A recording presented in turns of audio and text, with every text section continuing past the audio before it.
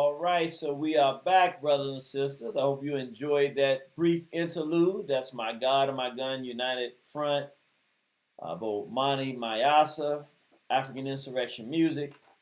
So we have a very, very special guest with a very, very interesting project that she's working on. I think you'll find this very, very, very interesting. Our sister's name is attorney Tanya C. Safir Ankoma.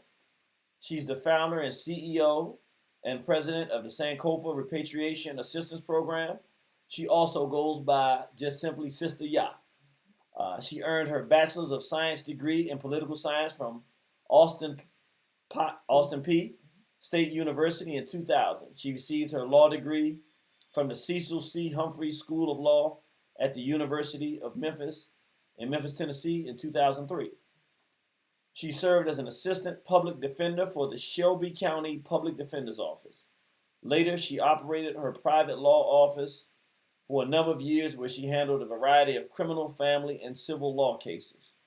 She also taught law classes as an adjunct professor at Lemoyne Owen College in Memphis, Tennessee. Tanya managed her own law practice until January 2008 when she was offered the position of Assistant Attorney General for the Department of Justice in the U.S. Virgin Islands, prosecuting criminal cases. She served in that capacity until she resigned in September 2013 and moved to Accra, Ghana. So we don't have one of those people who were looking to escape because they haven't been successful. We have one of those people who've been very successful in being able to navigate this wilderness in the Western Hemisphere and say, you know what, I'm going home. So she's currently serving as the director of the Ghana for Biz Book LLC, a Wyoming-based e-commerce company that is working to help continental African companies expose their goods and services internationally, and as a representative of My Oyo International, a Texas-based company which provides a variety of services to African countries. So without any further ado, we would welcome our Sista Yaa to our program. Thank you, brother, for having me. I appreciate you. Yes, appreciate having you. So we want to go right into this. Matter of fact, what I'm going to do real quick for brothers and sisters, because I just want you to be able to take a look and see this before we go into it. So I'm just going to let you take a look at this.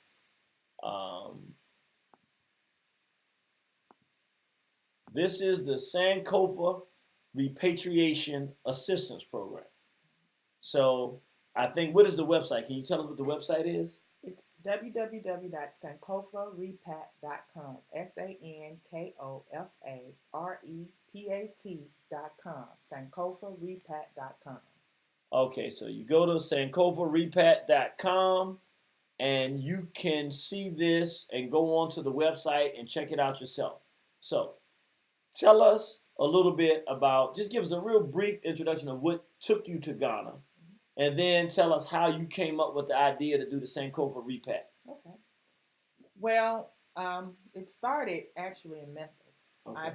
As I was practicing criminal defense work, I became very despondent over the disparity in the criminal justice system of how our people are treated.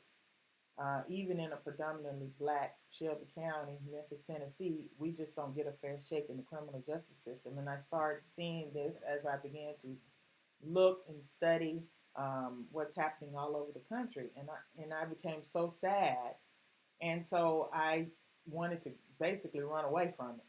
So I just packed up, moved to St. Croix and with my kids, and went into the first I tried to work at the public defender's office, but they weren't hiring. So I went to the attorney general and I said, look, I'm on the island. So wait a minute.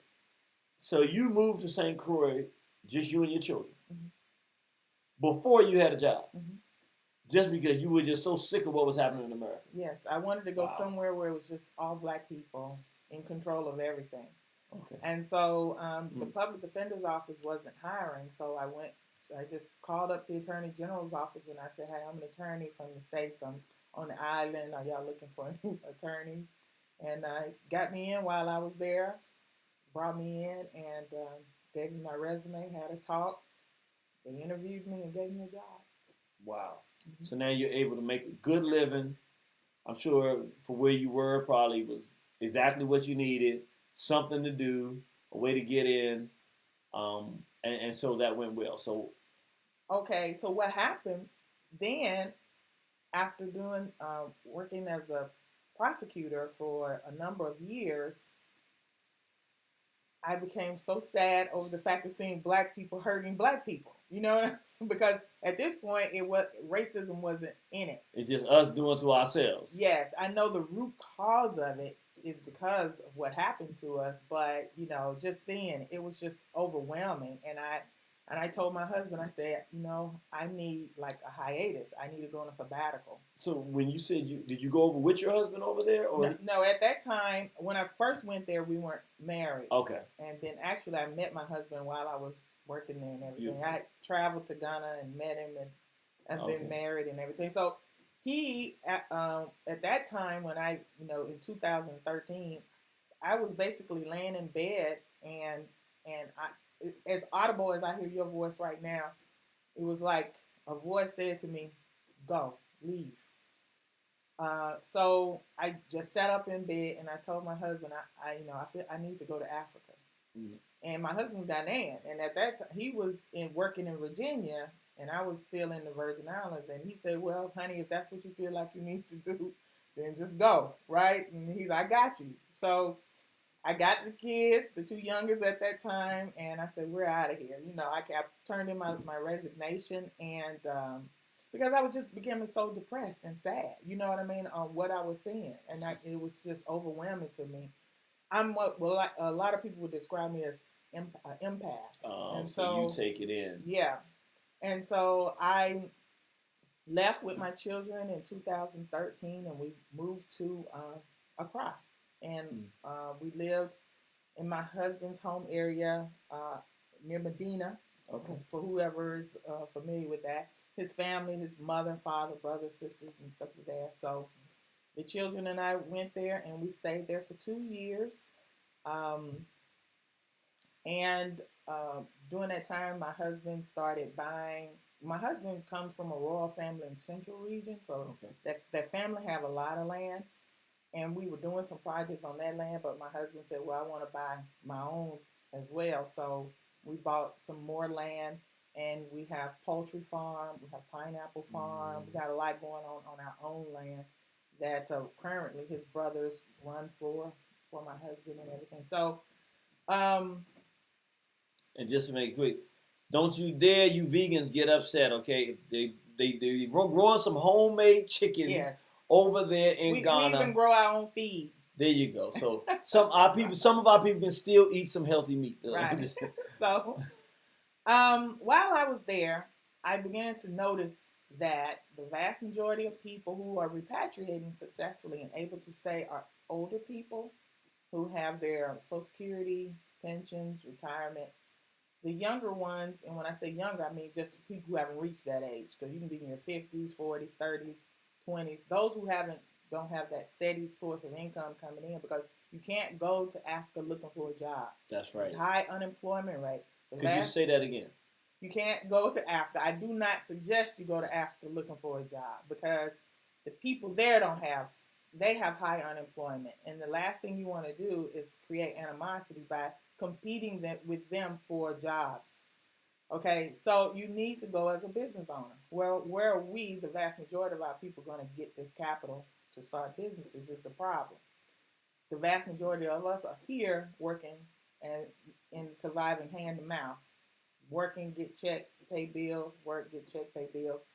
How are you going to come up with that capital to repatriate and start a business? So this was a problem.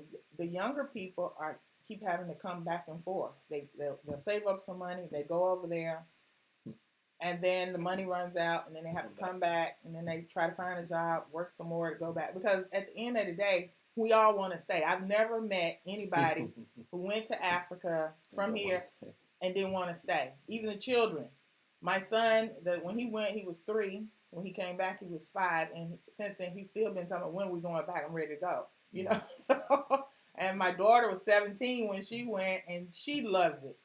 So Either that, you're gonna have to be old, no, elderly, retired, and you're receiving that monthly check. Even if you saw the 126 people that recently got citizenship in Ghana, if you look at them, the vast majority of them were elderly people. Right. Very few of them were younger people. So you either got to be having that retirement money coming in, being older, and then, or you have to be already pretty much financially well off, independently, with the Steve Harveys and all these people that are now talking about they want to go over there and spend time. Well, I said, you know what? This isn't fair.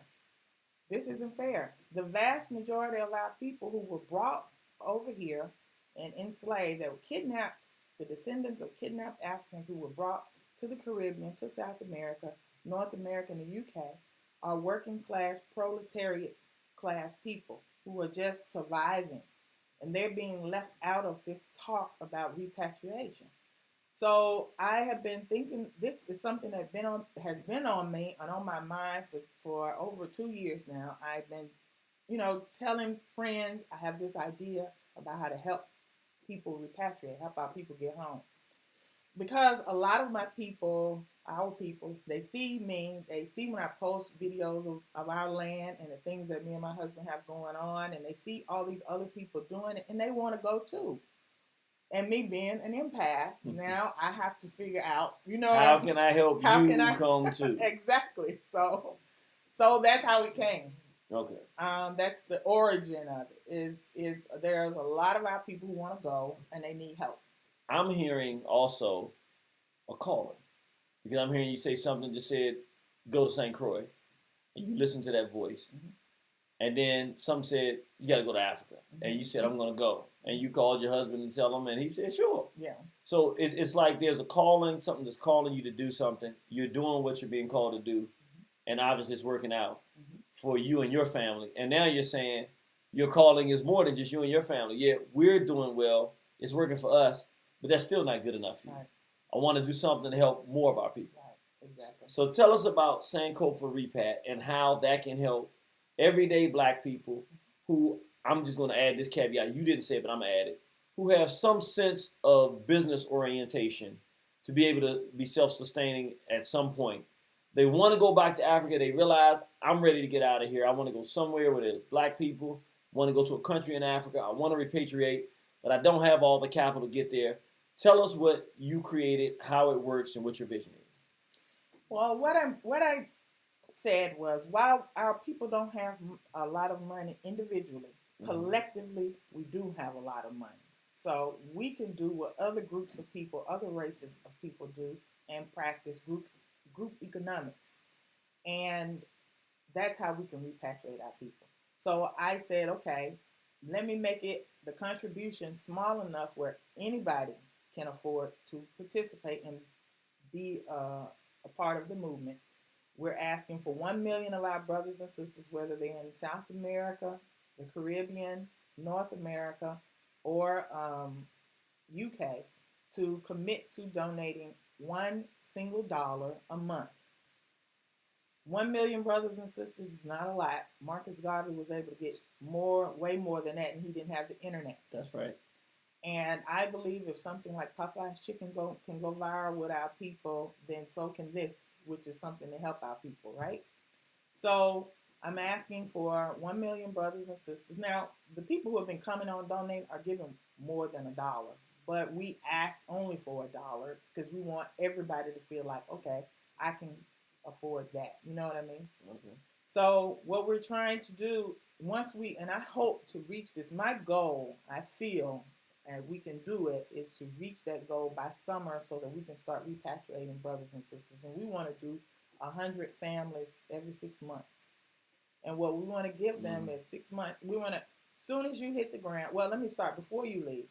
Before you leave, what we want to do is put you through a cultural integration program, because a short one, just to acclimate you to some of because we've been gone for 400 years. So there's some cultural things that our people need to know. Even just on money, currency exchange, things like that.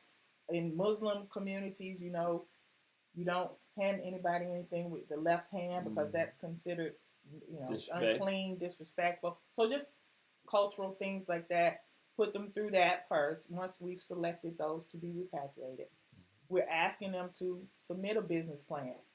Now, it came to me, a lot of people's concern was, well, I don't know how to do a business plan. I have a great business idea, So we're trying to get perhaps some people to volunteer who know how to do this work to work with us to help these people develop a business plan.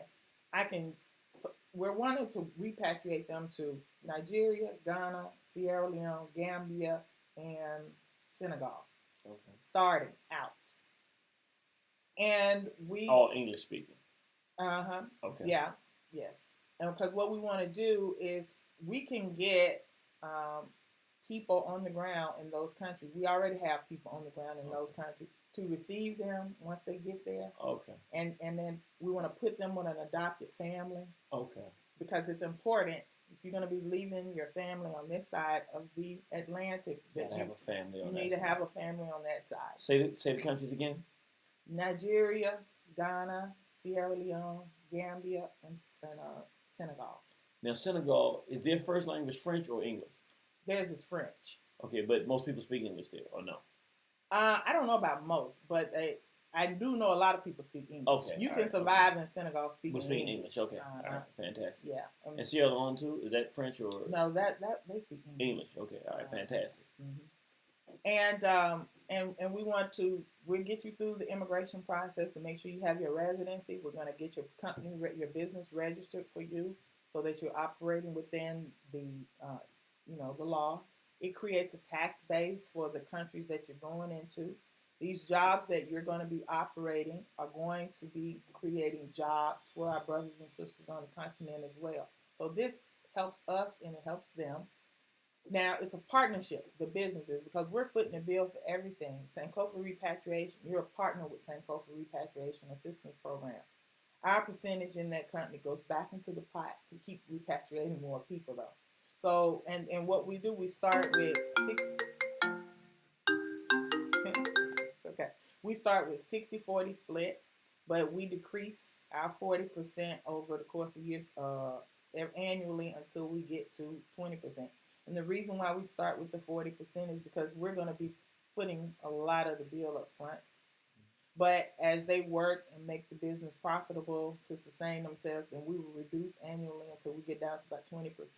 We'll always keep a minimum of 20% ownership in that property so that, imagine we set up 100 businesses, 20% coming in, we can still be repatriating more and more people. So even if the donations fall off, we have a source of income to keep the program going, because I want this program to go on in perpetuity, long after I'm dead and gone.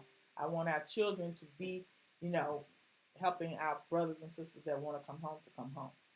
So we're going to give up to $40,000 seed capital to start the business. All of them, depending on what they want to do, won't need $40,000, but we're going up to $40,000. Does that $40,000 include the flight and all that stuff to get there? And all the $40,000 is just for the seed capital for the business. Okay. Now, for me, this is in my board. That's something we're talking about. I believe the person should pay for their own ticket. I agree. Get your passport and get your own ticket, because we need to see that you're serious. You got to invest. Some investment on your behalf. No question. Mm-hmm. But beyond that, once you land, we're going to be at the airport to receive you, and we got you. And that's the kind of support that our people need. So once they hit the ground, the only thing they have to focus on for 6 months is that business. That's it. Just get your business up and running, because we want you to be sustainable and take care of yourself. And then all we ask that you do is to now, once you're gone and a year or two pass and you're okay, you and your family good, help somebody else. That's how we get mass, So imagine if we repatriate 100 families, support them for 6 months, get them up, get their businesses going, running, established, good to go. They're all good.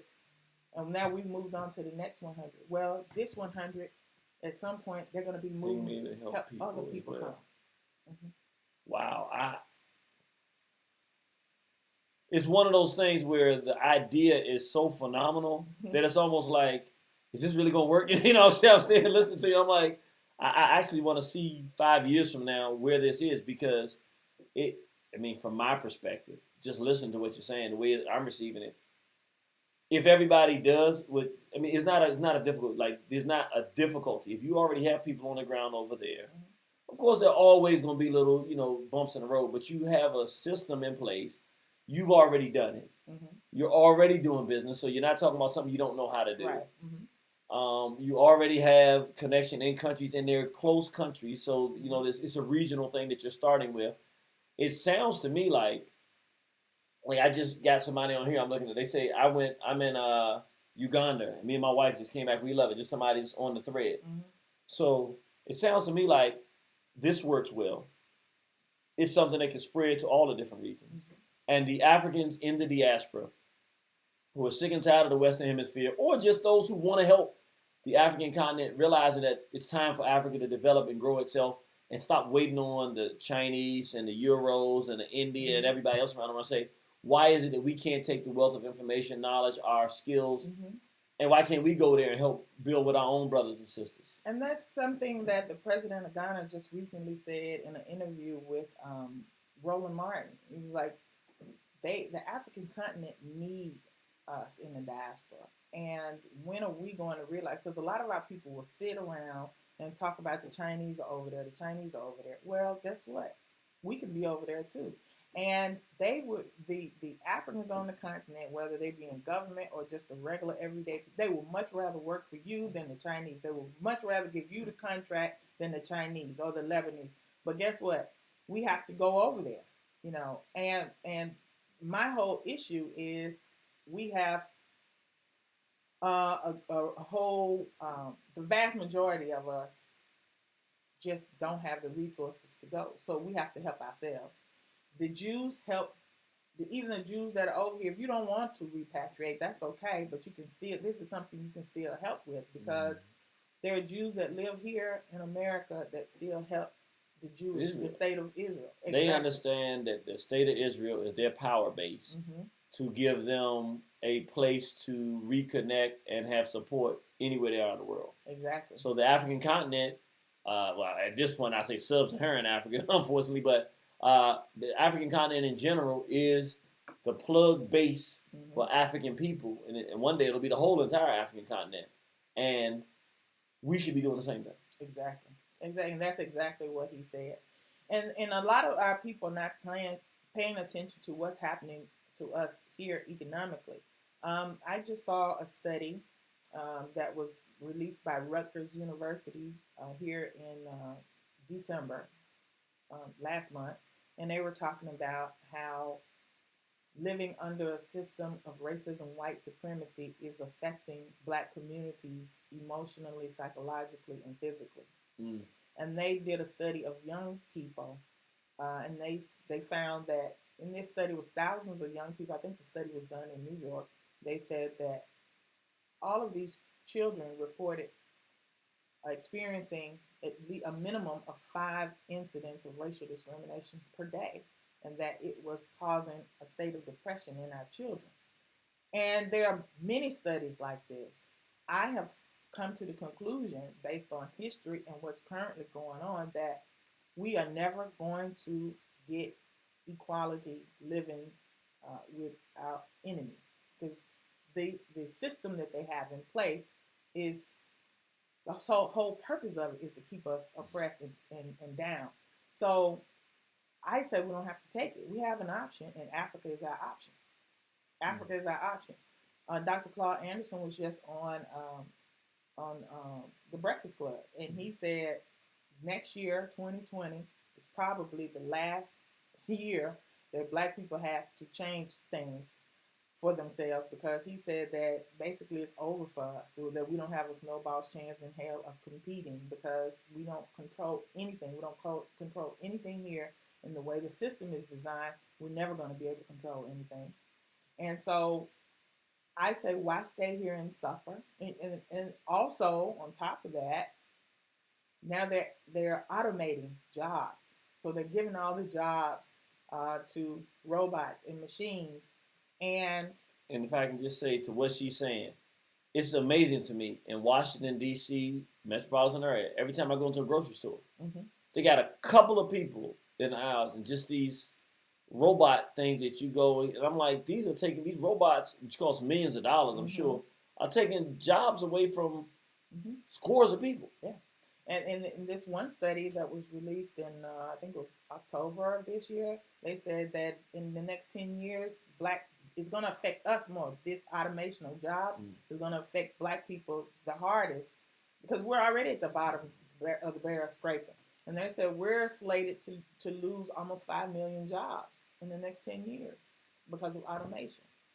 So when you're imagine your child that's 12, 15 years old now, in 10 years, they're going to be trying to be in the workforce. Where are they going to work? Where are the jobs going to be?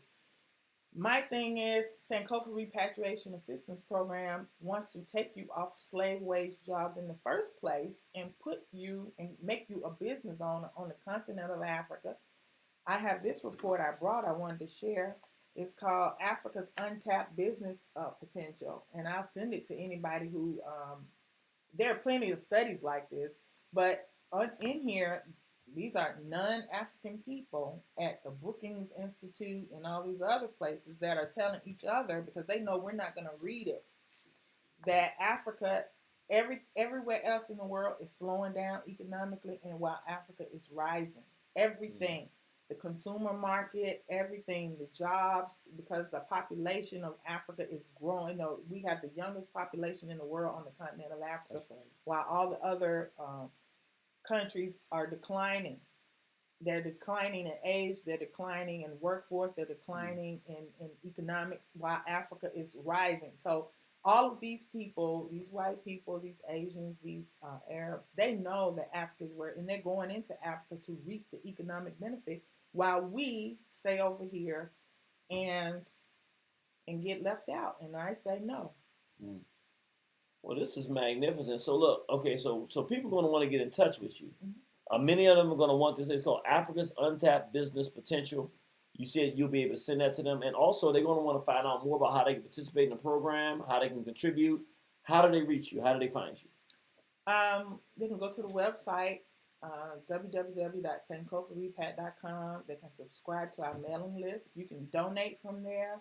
We have a PayPal, which is Sankofa Repatriation Assistance Program. It's Sankofa Repatriation Assistance in the letter P at gmail.com. So if you don't want to do a month-to-month donation, we just recently had a lady that she sent in $100 on PayPal. So she didn't want to do just $1 a month. I had another older lady down in Florida. She was like, well, let me just mail you a money order for the next 5 years worth of donation. You know what I mean? Beautiful. So, man, this lady, she lived in Ghana before. She's down in Florida now. And she said, I'm probably not going to benefit from the program, but if I can help some of these young people get free, then I'll do whatever I can do. And so, is there an email that they can send it to? Yes, admin@sankofarepat.com. If you email me and tell me you want this, I'll email it back to you. We definitely want it. And okay. So that's an email. Do you have? Where can they find you on social media? I'm on Facebook. I'm Awo Yaa Asantewaa. That's AWO Yaa YAA Asantewaa ASANTEWA. Okay. Is that? Do you have a YouTube page or no? Our YouTube, thank you. Our YouTube, where I post videos and try to keep people informed about what we're doing and different things, is Bakoye TV. Bakoye is BAKOYE TV. Bakoye is an Akan word that means let us come together, or let us be one. Let me ask you this. Is there anyone else of note in the Black community that's heard your idea and has thought that this is a good idea and want to support? Dr. Runoko Rashidi has endorsed us. All right. International brother. Yeah. Former ambassador from the African Union, Dr. Arukana Chiambo-Rikwo. You got some people stomping in the house now. Okay. Yes, she's endorsed us, and as well as The current President General of the UNIAACL, Okay. Cleophas Miller, has endorsed us. Well, to get the UNIA endorsement, I mean, Universal Negro Improvement Association, Brother Garvey, Yes. Repatriation, Up You Mighty Race, you can accomplish what you will. That I'm sure symbolically that really adds a boost to what you're doing, because in many ways, I think that this can be considered literally steps that are materializing the vision and dream of Brother Garvey. This is Exactly. You dreamed it, you told us about it, we heard you, we're doing it. Yes, exactly. I consider myself a Garveyite. And so, yes, I want to fulfill his mission of getting our people home. And his mission was also about business. That's right. Business. So we have to be business owners. We have to get out of the mindset of working for other people and get in the mind of being business owners. And I've asked, we sent a letter out to Dr. Boyce Watkins, because a lot of our people will need a little bit of help preparing for running their own businesses. So I hope he watches this, because we want you to work with us and of course, everyone watches Irritated Genie. So we know Brother Boyce Watkins is watching, and he's going to contact you. He's going to help you get this done. All right. All right. So is there anything else you want to say to the listening audience before you depart? Yes, brothers and sisters, I want to say thank you for watching, and please support the Sankofa Repatriation Assistance Program. It's imperative that we begin to start looking towards Africa and getting ourselves free and away from this oppressive system. We cannot continue to raise another generation of people under a system of racism, white supremacy. We have to start going home, and I promise you, once you get there, as long as your money is right, you're gonna be happy. You're gonna be happy. I've never met a person, not one person, who wanted to come back. I've never met anybody that wanted to come back. So I'm not telling you giving you pipe dream. Are there issues on the African continent? Yes, but we can go home and help them resolve those issues. With all of our education and our skills and talents and things like that, we can go and build a place for us where we can be free. And I want y'all to support the program. Go to our Patreon, become a Patreon. That's patreon.com. Let's go home. Patreon.com/Let's Go Home. Become a Patreon donor. Share. Tell everybody about the program. We have a lot of people who signed up to become volunteers. They're helping us to spread the word. They're becoming ambassadors. I post a lot of their videos on the Bakoye TV page, just so people can see that the word is spreading. So it's a movement, and we are fulfilling the dream of our dear Honorable Marcus Messiah Garvey. So if you consider yourself a Garveyite or a Pan-African, there is no reason why you would not support this program. Well, brothers and sisters, that's it. We want to thank our sister, the attorney, Dr. Tanya Safir Ankoma, better known as Sista Yaa, for coming on our program. We thank you. Thank you for having me. We'll have you back again sometime soon. Thank you. Thank you. All right, so brothers and sisters, we're going to go to a brief break right here. And then once we come back, we're going to get back into our program, and we're going to start talking about this whole Trump administration, this whole impeachment, what's going on. And then we're going to start talking about the African world community in the 2020, give our vision and what's going on. And then we're going to move on with our program. So hang on with us briefly, and we'll be right back with you shortly.